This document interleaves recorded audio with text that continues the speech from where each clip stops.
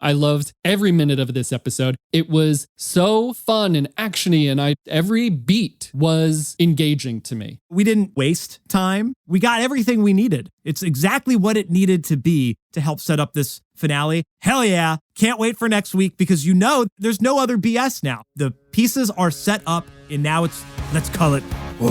Yeah, right? yeah. That's where we are now. Krypton to Alderaan. Krypton to Alderaan. Krypton to Alderaan. Krypton to Alderaan. Welcome, everyone, to Krypton to Alderaan. I'm Joey, your Star Wars lover, and with me is Royish Goodlooks, your Star Wars song guy. Hello, podcast. Hello, Joey. I love keeping the intros dynamic, if you haven't noticed. That was very Star Trek-y, very William Shatner Star Trek. Ship's log. I don't know. Yeah. I don't watch Star Trek. Anyway, this is not a Star Trek impersonation podcast. We are the podcast that analyzes all nerdy pop culture, but it is mostly Star Wars. And this episode, we will be discussing The Bad Batch, Season 3, Episode 13, Into the Breach. Not beach, Royce. It's not a beach episode. It's not a fun beach episode. It's Breach, okay? Don't get excited. Actually, do get excited because I gotta tell you, I freaking love this episode. Anyway, but first, I'm just gonna start with a rigorous call to action campaign here. We're gonna come in hot. We put out a call to all of you, several calls over the past several months. And because of everyone's wonderful support, we have grown incredibly. We have so many more subscribers. We're up to 547. What was it when we checked before we started, Royce? 549, 5 something. Yeah, we're up 10% from our last milestone. Yeah, we absolutely love that people are continuing to click that button. So the next step, next milestone, help us get to 1,000 subscribers. Hear me out. This is the subscriber level on YouTube where we can put ads on our videos and finally start to really monetize the channel, which would be really amazing in helping us continue to make this content. I hate to say it, we've only got 2 episodes of The Bad Batch left, but we want to continue the momentum. We want to keep it going. Reaching that next milestone and getting actually monetized on YouTube would be a huge, huge help with all of that. So let's all get there together. We would appreciate everyone's support. Share the show, tell a friend, like, comment, subscribe if you haven't already. Help us get there. It would be amazing. Thank you all, everyone, so much for the support so far. And anything to add? And let's jump into the show. Let's jump into the breach. Last episode, the Juggernaut, not the Juggernaut, lose the, I think just Juggernaut. Last episode, Juggernaut, I had said, man, I really hope that the next 3 episodes, the last 3 episodes of the series are not like this one.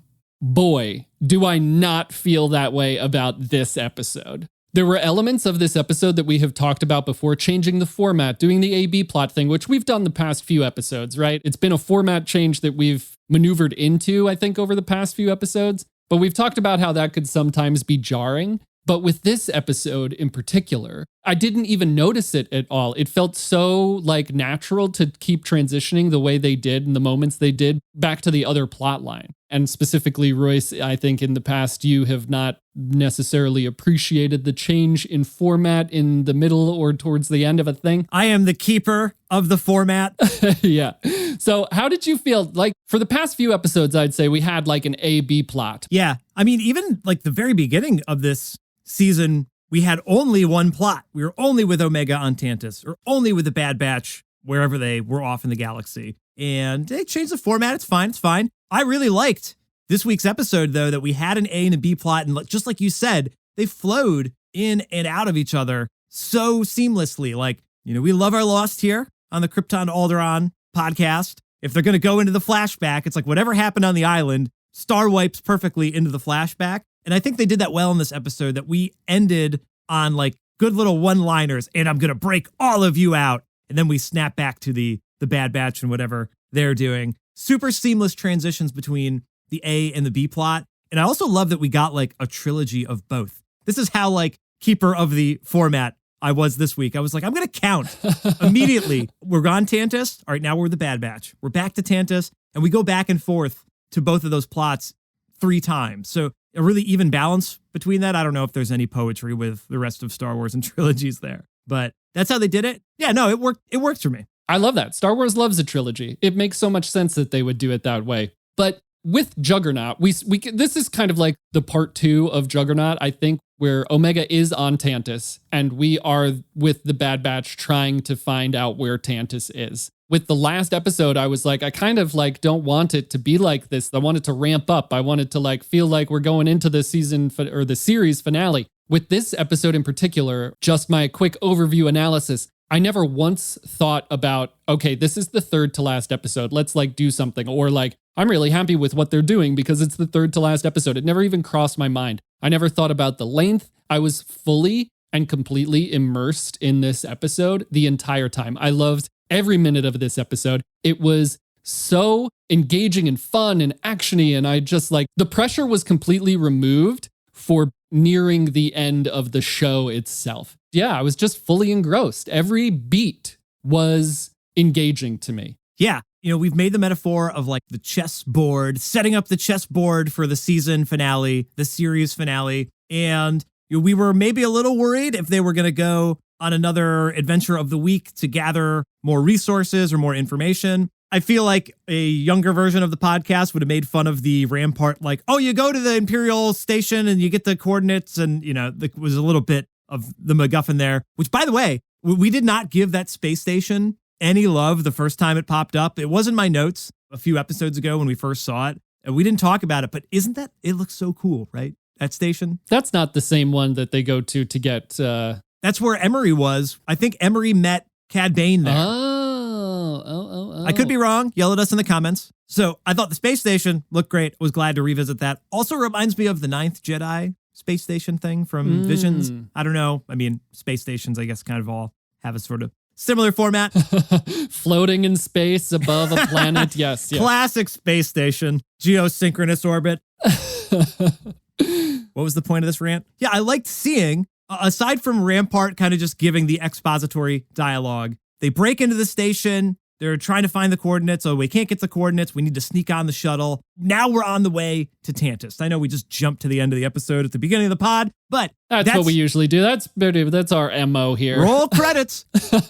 That's what we had to do, though, for this episode. So we didn't, waste time. We got to see how the Bad Batch is going to make their way back to Tantus. Hopefully next episode, they show up there. We can be off to the races. If you were looking for the big boss battle, we're going. We're getting there, right? And we didn't ignore Omega. That's kind of what we said last week with the book ending, where we had Omega at the beginning and Omega at the end. Classic Bad Batch adventure in the middle. With this episode, we bounced back and forth. So we weren't like, we got everything we needed from it. It's exactly what it needed to be to help set up this finale. And I also love the parallels of like the Bad Batch trying to get to Tantus and Omega being like, nope, I'm breaking out of Tantus. It's great like that. And I love her confidence and her stealing a tool to break out. Super poetry moment to the actual show, Prison Break, where he has an Allen key that unscrews his toilet. And that's what Omega is doing. And I love that. She's trying to break out. Bad Batch is now going to break in. And for our final episodes,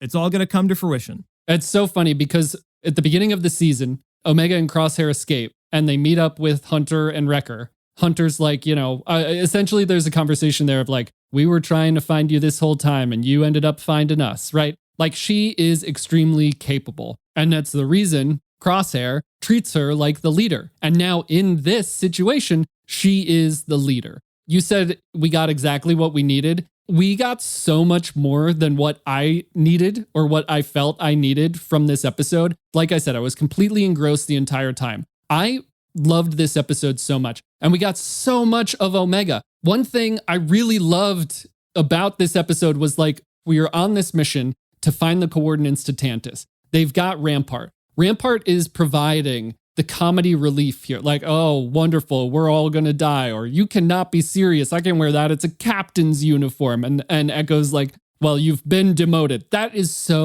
such a good, like, ha, you got him line. Like there were comedy beats there and Rampart was like the comedy relief. With the kids, no comedy whatsoever, like no levity, no nothing. But it's like super brightly lit. There's like definitely production things going on here where the Bad Batch are in the dark but they are like making these efforts and it's a very serious mission and there's comedy. The kids are in the light and it's all very like somber and sad and they don't like it when we talk to each other this much. The troopers come when you cause problems, and then like Eva tells Omega that Jax tried to escape and it didn't go well. You and I had talked about like, oh, she's going to go, Omega's going to get in there, she's going to see Eva, they're going to bond over the Lula doll. Omega doesn't even tell her that that's her doll. She just, I think she like knows that she has to be the leader and she cannot be like, oh, I also play with dolls, you know, like she believes that she has to be the adult. She is the soldier. We talk so much about like the point of this show early on is moving past what it means to be a soldier. Well, here it is, the end of the show.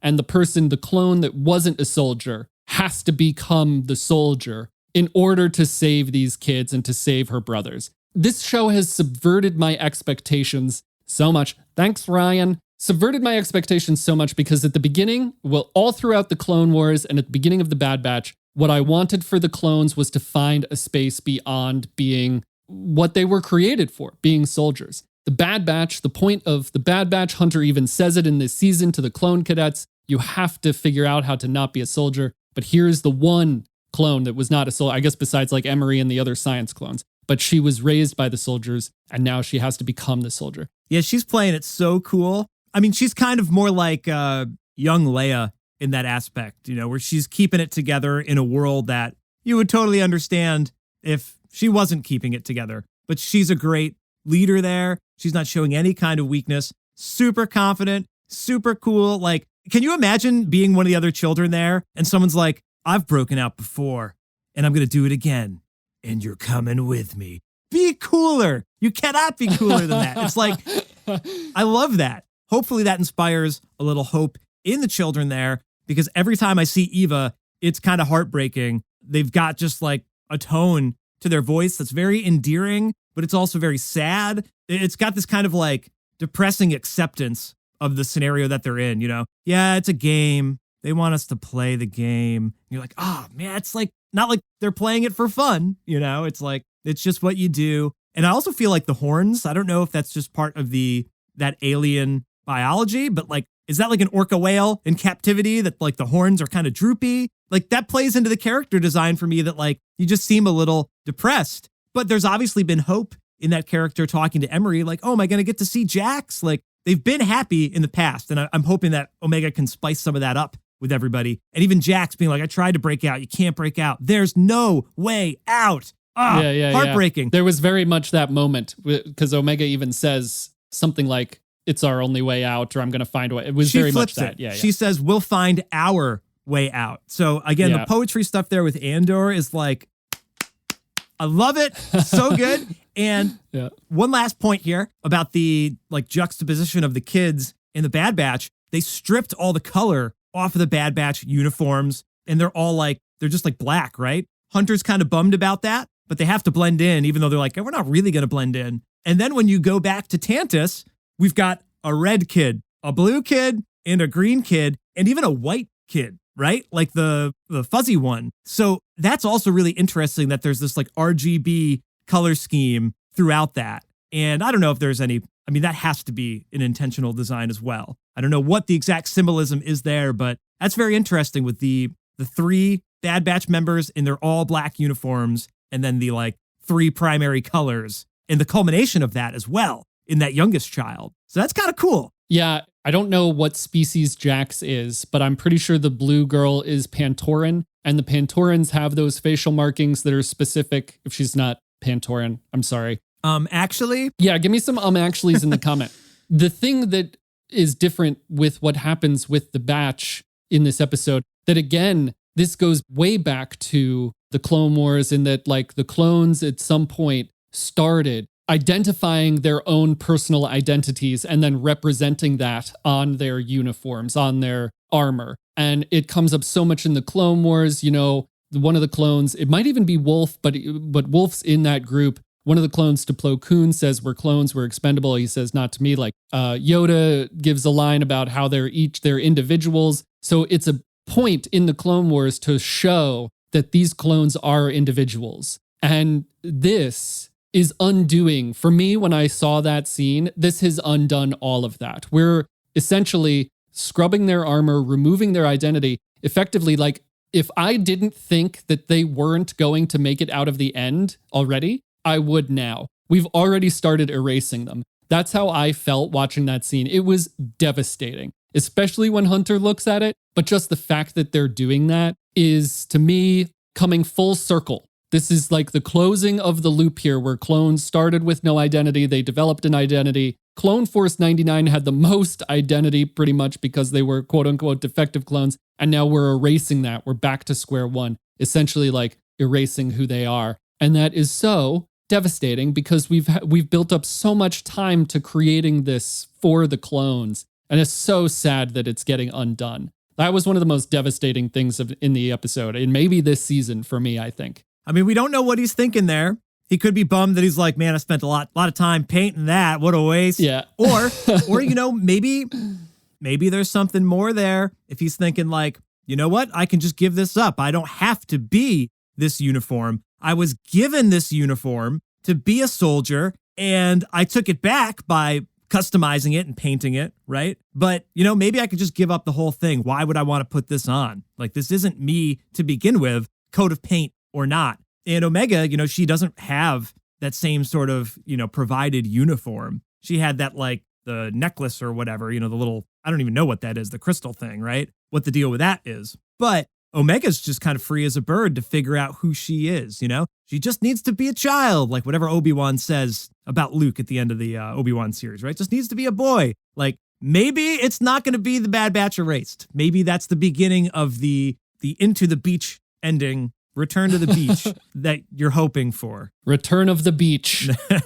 Yeah. I mean, that's a much better way of looking at it than I did when I saw that. I was just like, oh, this spells disaster. Yeah. Either way, very, very sad to see. And I was kind of like, why didn't you just steal Stormtrooper armor? Right. Like, right. I know we did that a lot in Rebels. We kind of like used that trope a lot in Rebels, but like, ooh, I'm really bummed that you all had to erase. But then also Echo is just like able to walk around with a droid hand, right? Like a port, whatever it's called. And no one notices. But they had to like erase the markings on their armor. They were also really goofy when they came back out of the command center. And at first they were all standing up straight at attention. And then they kind of like goofed around like, oh, now we got to sneak. Yeah. It was a little odd when they chose to be prim and proper and when they chose to be, we're sneaking around the station. But comic relief kind of either way. Yeah, very comic relief. Anything with Rampart, really, except for the very end, which I would love to talk about. But anything with Rampart, there's even when they go into the command center, the door is closing and Crosshair pushes Rampart and Rampart like throws his arms up in the air. It's just a little background animation, but it's so good. It's so funny. Like a real juxtaposition of those moments, even within that one plot in this episode. Devastating, they're erasing their armor, but Rampart's got some kind of jokey, joke 'em up thing to say, right? Like, even I make a captain's uniform look good. He doesn't say that, but he might as well have. I didn't make Admiral without you just looking this good. Looks alone, yeah. On looks alone, yeah. So you're right. Like Omega's personality, we have seen it continue to grow. She's become more independent, and now she's like, we've seen her outfits change. We've seen her hair change. We've seen her like accessories change. She has been the most dynamic character. The look of her changed throughout the series. And now it's the final leg and she is like bare bones and being the soldier. She finally fits in where she's supposed to fit in the whole thing. She's like, I've had training. I'm going to get us out of here. Think about where we met her as that like quirky little weirdo that says hi to them in the hallway behind Nala Se and then like pulls up a chair to have lunch with them. And she's like, I like you. You don't fit in here either. She didn't feel like she fit in on Kamino and she found her family. And now she's like really found out who she is and who she is going to save these kids. So it's a very beautiful moment. We've certainly seen them all grow, but there's no erasing who Omega has become. The Bad Batch and the clones put who they were on their armor, and that can be erased. You cannot erase what Omega has become. And maybe that's what you're saying about Hunter too. He now understands that it's not about being a soldier. It's not about the armor, and they can give that armor up. Their ship was destroyed. Their home was destroyed, right? Like that's part of their identity. If the end of this comes, they can throw their armor down the Death Star beam and hopefully somehow it won't return. And they can just go, and you're right, like return to the beach. They can be done with it. They're going to have to erase the coordinates of Pabu, and we can just move on. I love that ending. That will be my headcanon ending when this eventually ends badly. Let's put it that way. I'm all about this, dude. It's what we wanted from Din and Grogu, you know? Like, there's more than Beskar steel that makes the Mandalorian, you know, more than the Phase 2 armor or whatever that makes the clone trooper, right? Or the clone, period, right? I'm into that, and I think Omega, we're leading into the series finale. I know we said it last week. We're going to say it again next week, probably. In the week after that, when we're talking about Tales of the Empire and we're recovering from whatever I'll trauma. still be crying.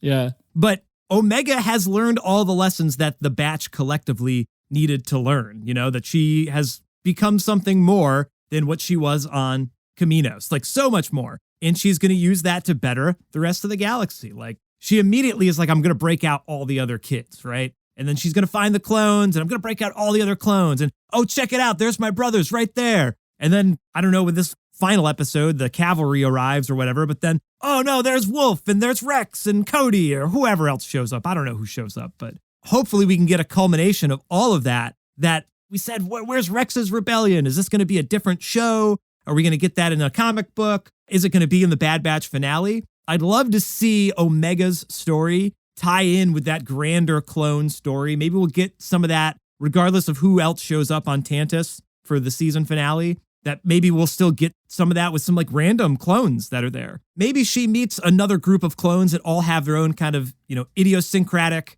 identities. And she sees that in them, and she's like, you can help do this, you can help do that, you know, and tie in some of the grander theme of the entire series for the quote unquote series finale so that we can all be satisfied with the conclusion. And be the leader. And she will be the leader. So I almost don't want Rex to come in. I almost don't want, like, quote unquote, Rex's rebellion to come in. I want this to be about Omega. I want this to be about the ending of this story or her story or this part of her story and her succeeding in this mission, breaking out the kids, breaking out the clones, launching a front on Tantus. I really, really, really want that to be Omega. I think we probably will get, like, quote unquote, the cavalry arrive more so than just the Bad Batch. But I would really just love to see Omega take control of this. Again, like we said, she, in the first couple of episodes, it was like, we were trying to get in, but you got out, right? She is competent. She's the leader, and she wants to save her brothers, and this is the way to do that. And, you know, you just made me realize that their armor not being their identity, Clone Force 99, named after Clone 99, who was a truly defective clone, never had any armor. And he was still a hero. He, like, sacrificed himself to save his brothers, but he was like janitorial staff on Camino because he was defective and never gave him armor or anything like that. It works because Jango Fett died, and so the DNA was degraded over time. They never had a pure sample of his DNA, so the cloning process got complicated. Anyway, yeah, 99, he is the reason why they called themselves Clone Force 99, and he never had armor, and he was still a hero, and he still had identity, and he was still his own clone. I would also love that tie into it if they all survive this, like we were saying, we don't need the armor to make us who we are kind of thing. Where does that story come in? Is that the last season of Clone Wars, or is that before? Because aren't the first 4 episodes of Clone Wars about the Bad Batch? In the final season, yeah, we get the Bad Batch. This happened way before then. Clone 99 is earlier in the series? Okay. Yeah. The end of this episode, I don't know the last time I was sitting on the edge of my seat watching TV, but both times I watched this episode, I was just fully in it. When they're leaving, when the Bad Batch is leaving the space station to attach to the science, I think it's probably the most serious the show has been. Rampart didn't even get any jokes in, but from like the moment Rampart lifts up his like seatbelt, the episode crossed the line from very good to masterpiece level story, intensity, excitement for me. When he walks up and he said, the proximity sensors are going to go off and they will shoot us down, abort mission. I don't know if there's even music in the scene or anything, but Hunter just says negative and goes for it, even though the proximity sensors are still in place, right? They know the ship is getting ready to jump, But the seriousness, the stakes there, like my palms were sweating before the ship went into hyperspace. I did not think they were going to make it. And at the last minute they attach, and that's where the episode ends. Not only is it such a good lean into the next episode, like it set up the next episode so well, but it was also, it just kept me on the edge of my seat. It was so exciting. It was so good. It's like, again, so serious in that last moment. I mean, not to go back to this, but it's an animated show, right? Like it's just enters my brain where like, damn, this is good for a cartoon. I absolutely loved that last scene. I was on the edge of my seat. Yeah. And a lot of other good parallels of the theme of needing to trust each other, which has been a huge theme in this season. Crosshair says to Rampart, relax, Echo is on it. And I love that because Crosshair was saying to Rampart, you know, like, you got to trust us, like we got to trust you. Yeah, Echo's on it. And, we just got to give him a little bit more time. He'll come through. This was the classic Return of the Jedi with Lando and Han. We got to get him more time. He'll have that shield down. There was a lot of other of those poetry moments with the stolen shuttle with Return of the Jedi in this episode that we'll have to leave off for this one. Somebody else will break down those moments, I'm sure. But they were ramping up that last scene. I think you're right in the moment where he says negative. There's no music there. That's just a nice little one-liner. But then we watched this scene right before we jumped on air to record. The music does start to ramp up there. There's all sorts of amazing arrangement in the background. There's a ton of great ship sound effects. They're really like ramping up just like the volume in the episode, which I think is definitely subconsciously getting us like, you're getting amped up with the batch and you're hoping it's not going to be like Ahsoka at the very end, you know, fall of the Empire.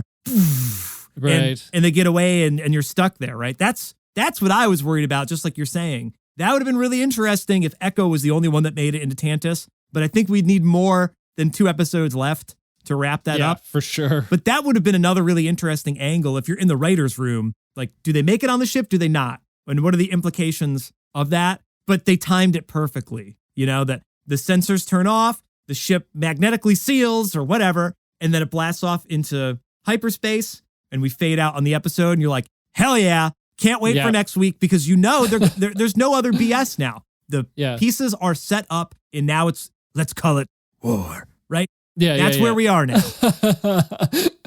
Yep. So that's a good segue into speculating wildly about what happens next. Choo choo, we're pulling into speculation station because we only have 2 episodes left. What happens? Do we open right up on them getting to Tantus? Are we seeing Omega take the next step in their escape with the kids? Like, what happens next? I think there's a pretty good chance that the ship arrives and Tantus is the first to realize that the cargo shuttle is attached to the science vessel and that they will shoot both ships down into the monster-infested forest of, you know, that planet. And then the batch will have to find their way. And then we will be able to continue spending time with Omega's plan instead of getting right to them kind of storming the base. How many times are we going to have to steal a new ship in this season? That's become like a trope. Like, we don't have a ship, but we'll find one. Yeah. But also they kind of spent a lot of time setting up the cloned monsters that we haven't really hasn't gotten paid off all that well. So I'm wondering if we're going to see a little bit more of that in the jungle when they get shot down. You know, it's a possibility. Like I said, in the writer's room, I think that's there. And you had mentioned before we started recording, like, hey, what about that other mountain? Like, do they go to the wrong mountain? Oh, yeah. Like, I don't know if we have enough time for these goofy, oopsie ending. That's such a funnier way than uh-oh ending.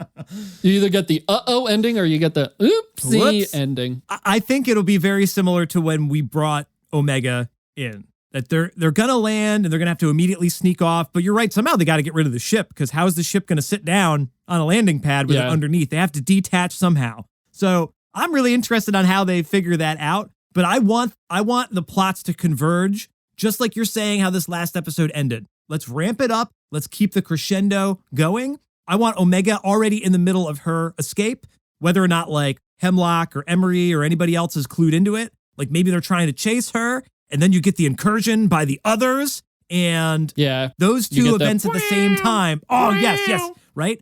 Right? Just like on Rogue One. You know, where they're blowing up all the different pads and they're like, what's going on here? That's what I want, that there's like all these little fires that need to be put out and it catches the Imperials off guard and they think that no one's ever going to outsmart them, but you got outsmarted by the defective clones and the guy that you put in jail so you could keep your secrets, you know, and all of it will come crumbling down and it's not going to break our heart and everyone will live happily ever after. Yeah. You heard it here first. So do you think Rampart's going to have his, it's me, I'm the spy moment when they get there? Do you think he's double crossing them or what? It's interesting that Hunter said that in this episode, or somebody said, you know, before you double cross us, you know, they mentioned that. So again, maybe that's a possibility if Rampart wants to get back in with the Imperials. But he did say, like, they put you in prison, we broke you out. So if you think about double crossing us, that was an interesting foreshadowing that we don't know how that could play out. Rampart might use that as a bargaining chip, but maybe not. I want him to be in with the batch. I want everybody to fight the Empire. Come on. So I'm in, and he's just so funny. He kind of won me over. I don't know if I'd call it a redemption. Well, it's certainly not a redemption, but man, I was very reluctant to have him grow on me, but he kind of did a little bit. I did like the shenanigans that he brought to the table. And even just the, I hate clones line. But we'll see. I don't know. I'm not completely sold that he wouldn't sell them out to regain favor, or just might be anti-Empire because they like, I don't know if we talked about this last episode, but they set him up to take the fall for destroying Kamino, right? Like the Empire, Palpatine set him up to take the fall for that. So I don't know if there's any way for him going back, but anyway, we'll see. I think that's a very funny little, like, that could be a funny little poetry moment there. Rampart is an ace up the sleeve. Somebody's probably going to go out in a blaze of glory. It might as well be the Imperial guy that blew up a really incredible civilization that probably had a lot to offer mankind. And then maybe that could be his redemption. Yeah. I mean, it would be cool to see at least either A, justice, or B, redemption, I suppose, in that sense, because he did, like, following orders, destroy Kamino, which is very sad. But yeah, I mean, it'll be interesting. I do really love the idea of both things happening simultaneously. Like, they have to get there. Omega has to start to break out, and the clone prisoners have to get out. So maybe there will even be 3 things going on where the Bad Batch is storming the place and Echo is going to release the prisoners while Omega is escaping with the kids. But I do love the idea, like you were saying, of like chaos ensuing and Hemlock running to the lab because the wall is broken, but then the alarms start going off. So he is like, somebody take care of that. And the commandos go the other way, right? And then maybe the kids use their force powers. I mean, we got to see the force get used, right? I want to see. I do. Star Wars. Jedi, lightsabers. That's what Star Wars is. Just kidding. We're changing what Star Wars is. But we got to see the Force. Come on. I think there could be a moment where they're scared and Omega's got to continue to be the leader and, you know, stick with me like we were saying last week. I think there could be a moment of like, don't be afraid. And then that's right before they make the big break. All right, listeners, we've only got 2 episodes left. So let's keep this conversation going. What are your predictions? What are your left field theories? Happy ending? Heartbreak ending? Who's making it out alive? Uh-oh ending. Oopsie ending. Which oopsie. one? Leave your comments and theories if you're here on YouTube. Hit us up wherever you like the social media. And make sure to subscribe and tune in next time for more nerdy pop culture, but mostly Star Wars. Thank you for listening to the show today. I've been Royce. I've been Jax. And we've been Krypton to whatever planet Mount Tantus is even on. Krypton to Alderaan. Krypton to Alderaan. Don't know. I don't think we know. Do we know? I'm actually me in the comments if we know. Tantus isn't the planet. It's just the mountain.